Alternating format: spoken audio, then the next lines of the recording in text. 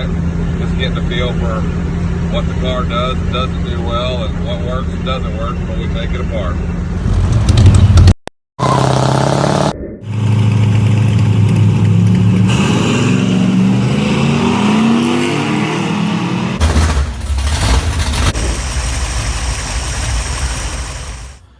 Welcome back to the shop.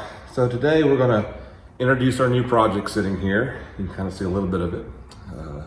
We're doing a little bit of talking about what we're going to be doing to it, a little bit of unboxing, showing off some new products we've got in for it, a few of the things that are here. There's a lot more to go. I was actually going to do a whole video just around all the parts we've got in. That's probably not going to happen because there's a lot. So anyway, on the unboxing, we'll probably do them as we go. It's probably how we're going to do it. Showing off each of the products because I haven't seen what's inside most of these boxes. My dad, who met the FedEx guy, has unboxed them to make sure nothing's broken. He's seen some of it, not all of it. So we'll all look at it for the first time as we go through this. Car, 68 Mustang, little coupe, 289, 2-barrel C4 car. 279 rear axle, 85,000 actual 2-owner miles. The gentleman who owns this car bought it from his uncle, I believe, who was the original purchaser. Car came out of Virginia. It is not a completely unmolested car, which is why I don't mind doing what we're going to do to it. The little 289 is mostly stock, still in it. Someone has put an Elderbrock intake and carburetor on it. They've added some rack and pinion to it. This is not the correct original color. It was originally a light metallic blue with parchment or white interior. It's got black bucket seats and console and things it didn't have originally. So it's not a completely original car. What the customer wants to do with it is he's looking for a T5 swap. Yeah, he's looking for a little more highway drivability, a little more performance. Of course, with the way it was geared, it ran fine on the highway before, but we're going to spruce it up a little bit without going crazy. That's kind of the idea. We went to, well, I'll tell you where we went, what we got later, but we do have a complete kit from one of the suppliers. We'll get into that on that day. When we got the car in, we discovered a few things. I got a little video clip I'll attach to this video as well. The last drive with it, it just didn't run very smooth. It's nothing wrong with the car, it's just not a great running car. A few things we found is it still has the points distributor in it. I'm not a huge fan of Elderbrock carburetors, sorry. I love everything else they make, but the carburetors don't seem to do well with the ethanol fuel over time. So, good excuse, since we're going to a manual swap anyway, go ahead and put a mechanical secondary carb on it. Points distributor in it, get it where it runs nice and smooth. That mechanical secondary will kind of give him a little more punch when he nails the gas versus having to downshift it every time. So, starting with that, a few things we're going to be working on putting on today.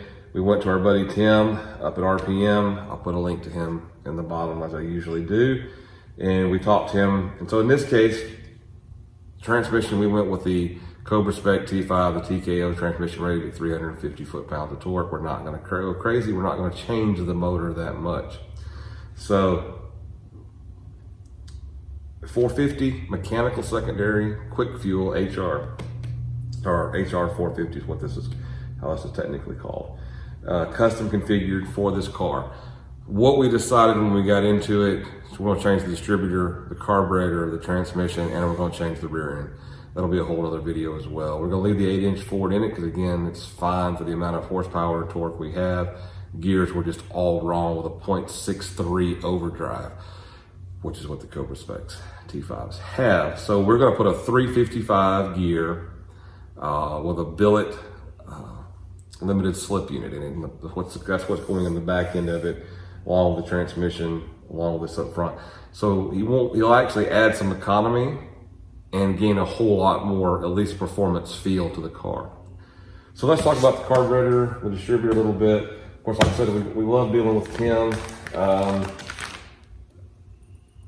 This is the 6AN fuel line kit that, yeah, it's just, I probably not how mine was working there.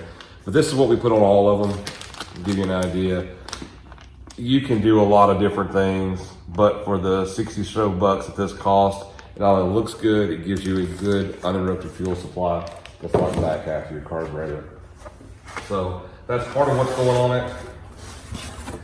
The cool thing about dealing with Tim is in every carburetor he sells, we get a tuning pack. I've never had to tune one because he's always got it right off the bat, but having the extra gaskets and jets just in case makes it nice. You won't get that if you just call off the line to Holly. You get just the carburetor and not these extra gaskets pieces. A set of instructions on what you should do as far as the final setup. I'm not even sure what that is, but we got more parts for it.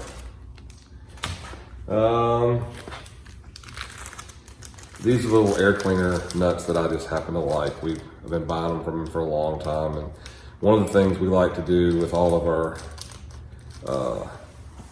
carburetor swaps, I like to flow through style top air cleaners, just get a little bit more air, a little bit cooler air into these carburetors. I don't know that it really makes that much difference, but it looks really good. It makes me feel good. So we do that with all of them, and you can find these nuts, there's nothing special, all off eBay, but the little directional style is out of our, thing that we do in the shop here. So, got a few extras because, well, I need them. I have not picked up the flow through air cleaner for this one. When I get it, we will talk about what we chose and why. There's a couple different styles out there. We'll get to that at some point in time. All right, what do we got? Oh, here we go, guys. So, HR450. The cool thing about these when they come from him is they are not flow bench tested like Holly likes to say they do. They're actually ran on an engine dyno of some comparable size to what you will be running.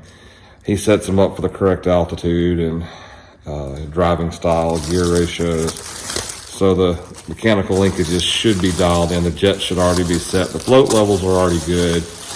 And that's what you get right there. There it is, guys.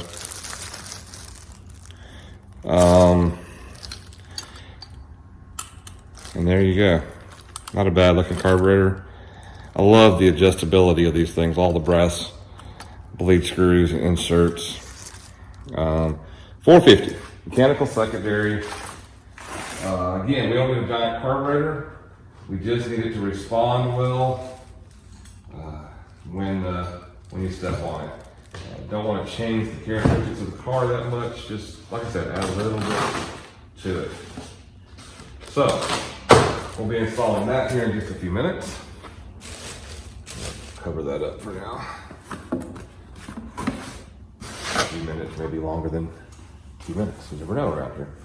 So, second thing we talked about was distributors. Again, I don't need a fancy billet distributor. I don't need anything crazy. So I went to PerTronix. Thought about just buying the module, but for $220, they have an as-cast distributor, so it looks just like the original, but it has all the modern electronics to it. And in that price range, you also get the flamethrower coil, a little bit more voltage. So again, we'll talk about this a little bit more when we actually install it. I have to get it out of the box. Working on it. All right, here we go. So for 220 bucks, it's already, you put your ends on it, hook up your vacuum, drop it in, and go. It's just hard to go wrong. The other reason why I was a little concerned is I don't have the hood up. I'm using the hood as a table right now. And yes, I do have something down to protect the paint. But they have a strut bar, brace bar that runs across here and runs right across the top of the distributor. So I did not want anything that was taller than this. So getting any of the billet stuff was a little bit of a question. This just eliminated that. It's nice, it'll look original, it'll look nice under the hood. 220 bucks, probably straight from PerTronix with the coil. Hard to go wrong for that kind of money. And yes, there are more parts. The terminals for the wiring, installation instructions. We'll get into all of that when we actually put it in here in a little bit. Thing about these, when you add them, and we've gotten a couple in the shop here lately that people didn't. They put the electronic ignition systems in, but they didn't open up the gap in the plug. And I know there's all kinds of things about that. But straight from PerTronix, go to electronic ignition, it's 7,000. So these things are about 35 factory, so 42. And 42 is where I like to be on most of my plugs. So we're also going to throw in a brand new set of Motorcraft plugs, which I think I have around here somewhere, more than likely. But this is the beginning of the video series, introduction to the car, what we're fixing to do to it. The rest of this video, or a separate video, depending on how long this comes out to be, will be installing the car in the distributor and getting the car running where it runs really smooth. Once all that's done, where it's just bump key ready to run, then we'll tear it apart and start putting a T5 in it and make it a little more fun. So stick around. Let's get to the next part of this. Getting started on swapping out the distributor. And the very first thing we've got to do is move this brace bar right here. So that's what we're trying to get done now. This looks like it's got nuts on it. You find the nuts on the bottom? We're trying to figure out if it's got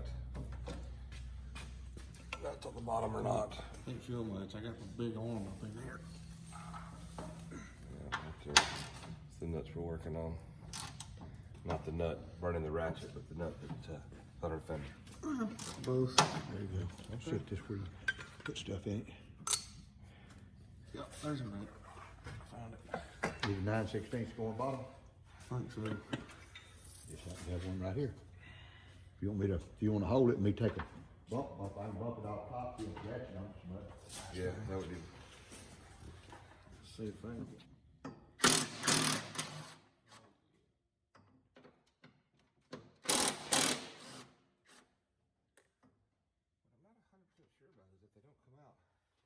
They've got to come out of there. Yeah, they come out, they push out.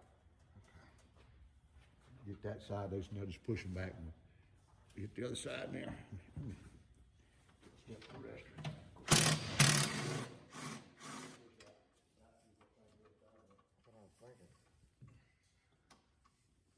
That's the idea right there. Number 8. All right. So I say we just pull them because they're gonna be in the way if you don't. Let's just pop the cap, see. Okay.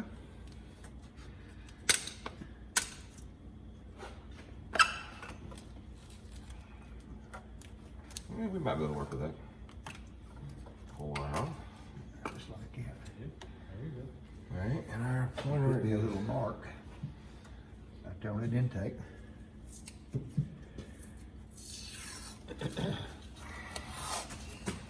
So what we're doing is we got the general order of our wires, the way they're physically on the cap right now.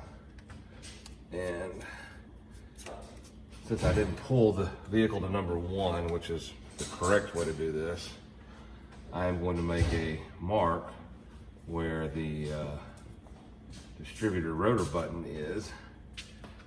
And if we put it back in the same place, put the wires back in the same order, it should crank. I hope. We'll find out. Should be a ½ inch if you come in right on that side over there. Yep. Should be a half on forward. It's gonna be tight.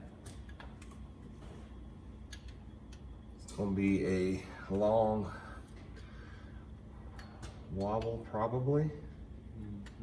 Because this is not gonna work in there, or it's gonna have to go with a shorter hook. We got a shorter hook, let's see if it works. Not here. What's it do? I think it's turning. Yeah, it is turning. Or the wrench is slipping, one of the two. I honestly can't tell you which. The wrench may have been slipping. Wrench was slipping. Yeah. Shorter hook. Yeah, your wrench was slipping. See if that will work on. Yep. That's the one you needed. It'll work. I got more than one. Distributor wrench is always worth having.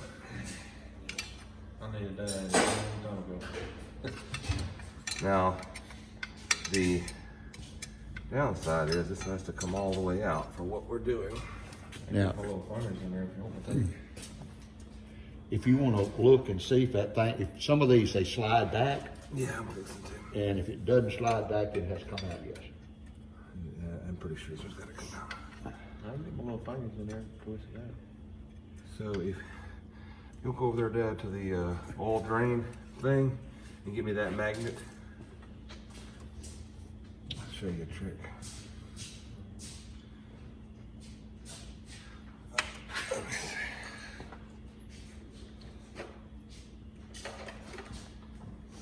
Let's just see if this will slide back enough. No, it will not slide back enough. Okay, so Try it. some do and some don't. So this is actually a magnetic drain plug remover. Once you break it loose, you stick this on it, grabs it, takes it out. Also works for Taking out sometimes. everything else. Yeah. Hey.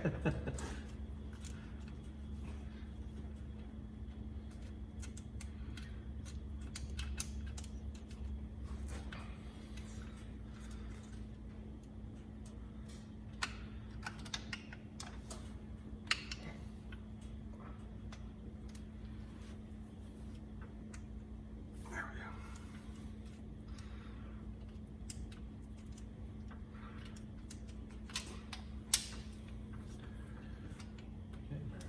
we go. Yeah. It is working. It's just, Slow. and it should bring both pieces together. Just like that. Completely unscripted too. And it came out like that. See how that is? So we keep up with how it goes back together. We need to clean that somehow. I will.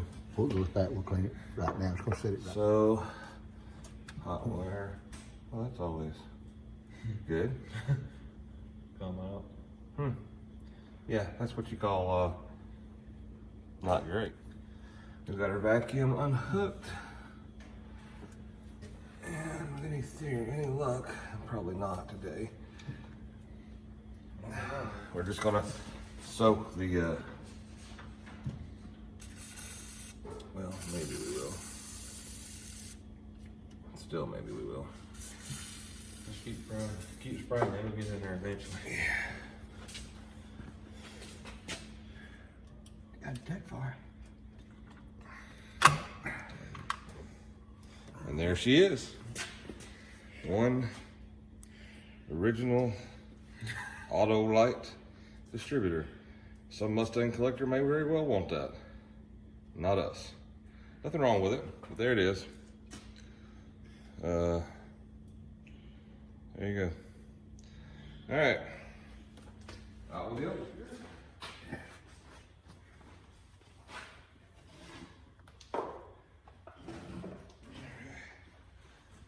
Go. Nice and pretty. So this is what we've got. We saw in the other video, and of course, what we're gonna do is pop the cap loose so we can see the position of the rotor button and put it back same location as the other one. Now, one thing you'll note on these, and same on all these style distributors, is the teeth are cut at an angle. So you may have to move it a little bit beyond where you think it needs to be, so as it goes in, it follows that angle and ends up sitting where you want it. Just a little trick. He's gonna put some grease on it, on the O-rings and on the gears, to make sure we don't have any problems when we first start up. Yeah. All right, so here we go. So,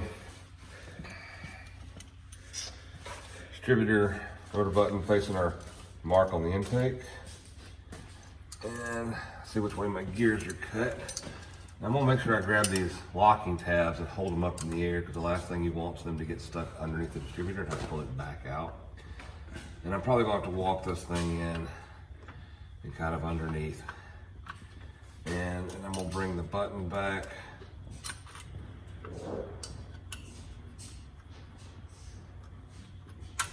And that puts it pretty close. What do you think? Thank you. Or white shirt. Mechanic. Always clean white shirt. I always had a rag and it's always polishing everything. When he put something together, son, you could eat off of it.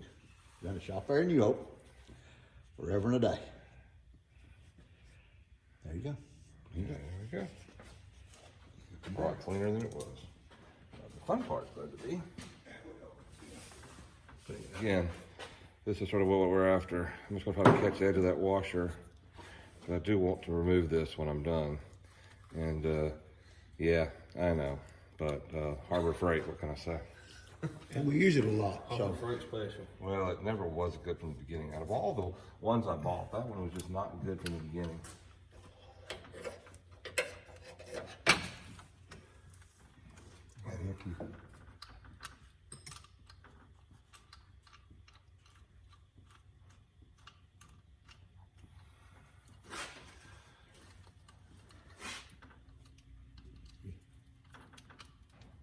You're on flooded.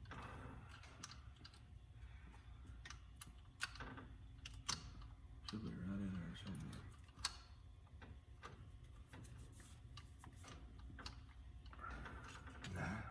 Ain't nowhere near close. All right, so what I had trouble getting this to start. So took it off camera for a little bit, but this had almost no tolerance in it, and I drilled it out just enough so I got a little tolerance so I can see, because I think the distributor was holding me off about a half a thread. So let's find out what happens.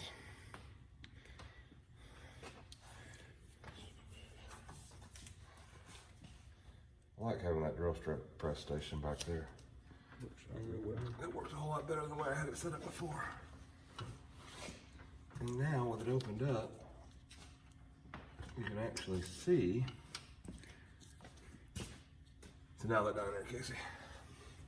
Look down in there. You have to see the hole now. Oh yeah. Big difference in the way it looks and the way it did look. Okay. All right, let me see if that helps. So we just taped their bolt to it, and I'm hoping, with any luck, that now that it's not so tight, You're still going too much of an angle. yes, but Maybe. tighten up. Felt snug. Okay. So what you think? It's not cross-fitted, is it? I don't know that I can't tell you, Dad. And you lift off and see. Nope, I'd say it's in there. It felt like it went in, just wanted. That's what it was. We were just a little bit off, and that was too tight. Yeah. So, So- set up on your thing like you want it. Yeah, it's right in place, and everything looks good. All right. Turn that just a little bit. We can't turn it by hand. Okay. Snug it a little bit too much. It's okay. Just break it just a little bit first. Alrighty. So, fight it all day long, or just give yourself a little bit That's of all we need right there. slot room. That was facing over here like that. It's pretty much straight, Like right about there. right about there. Alright, so is there anything in the instructions about how to wire this thing up? I don't know. You're reading them. No. I was looking for pictures. There wasn't no pictures. Look, it did not come with crayons. Those come with crayon pictures. No.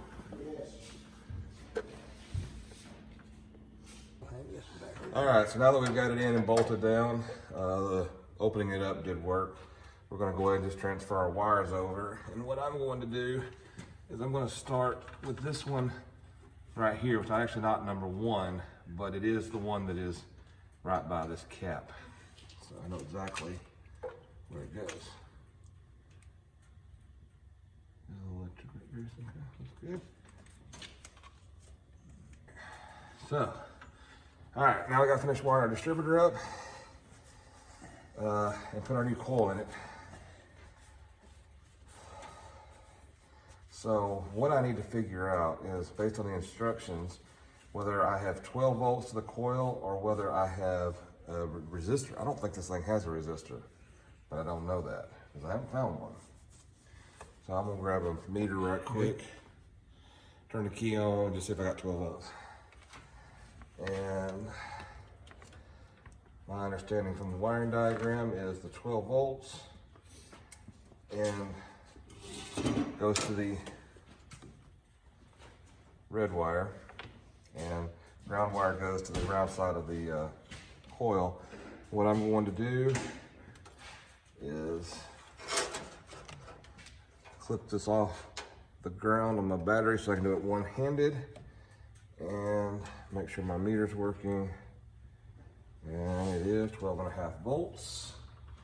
So I'm gonna go ahead and unplug this so I can stick my meter inside, maybe not, we'll see. Just turn the key on. I got 12.4 volts. All right, so she's 12 volts to key off.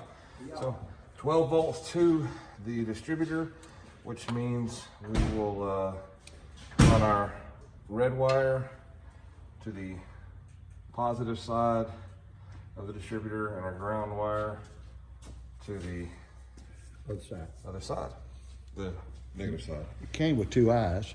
It did. I don't like those. So you got better with it. All right, so part of the kit is a new coil as well, a little bit hotter voltage, and we'll have to reuse part of the 9. Yeah. I got a 9/16 trench right here. I do.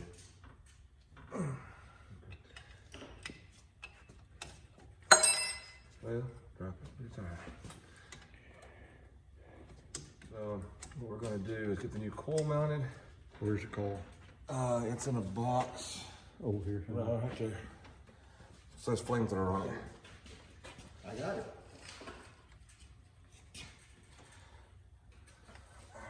Like that. That's the wire that just pulled out earlier. So yeah.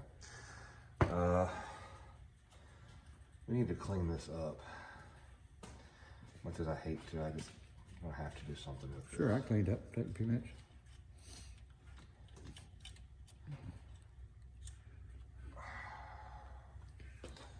Yeah, it may have to be. It will fit. It should. Okay, take this. Give me your bolt. So I took the bracket over and dropped it in their ultrasonic cleaner, and I've got it running in the background right now. May have to paint it, I think, to look a little bit better. So while we're doing that, we're gonna work on putting plugs in this thing. And you've seen this gap plugs before, but like I said, we went and talked to PerTronix, and the rule, they said 7,000 is what they said. I looked it up, 35 was the factory on this. So we're looking at 42. So somewhere around 40 is just about right. Just like that, around 40. Yep, and there's a little twist, just like that. I like Motorcraft plugs and Fords, AC Delcos and Chevrolets, unless I'm running the Excel header plug kind of things. Just the way I like to do business. So we're gonna get these gapped, and then I'll be back. So first plug is out. You can see she is running, focus, there we go, maybe. Running very, very rich. So they obviously needed to come out, get replaced. Did you see what the gap was on this? I did not. I sent it to you. It's okay, we'll check it and see right quick.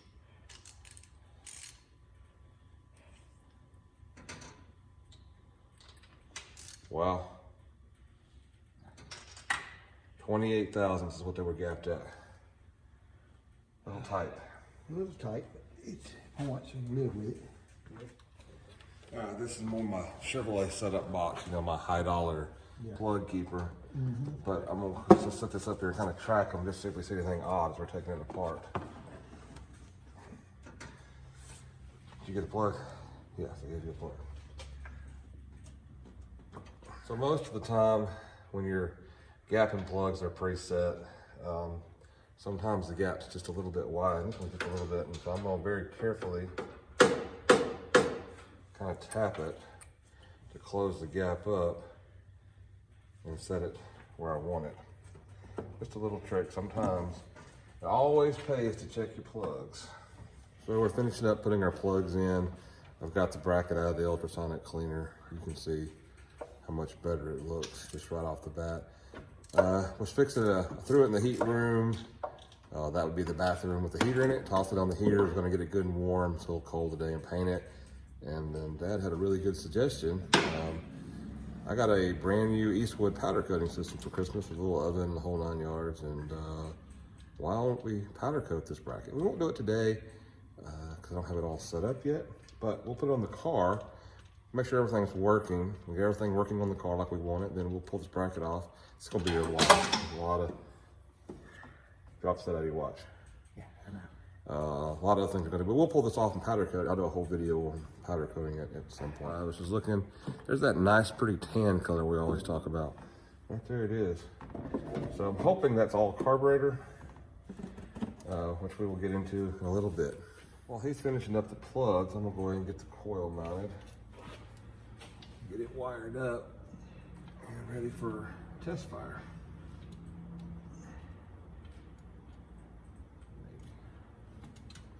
I'm gonna get the elder block off here, and questionable things that people do.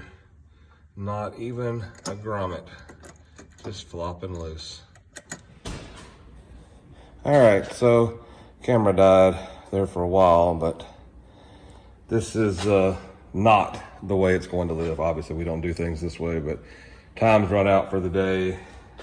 Kind of want to hear it run. I'm gonna have to pull the fuel line out, build a custom metal fuel line for it. Got to put a correct electrical wiring for the choke and some things like that, but I just want to hear it run. So if you don't see this, all right, Dad, let's spin it over, see if we get fuel pressure up. Go ahead, spin it.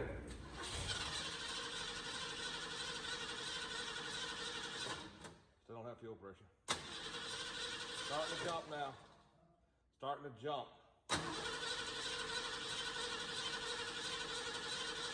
All right, you have full command of the throttle. See if it'll crank. I'm trying to get my leg on the steering wheel. I understand.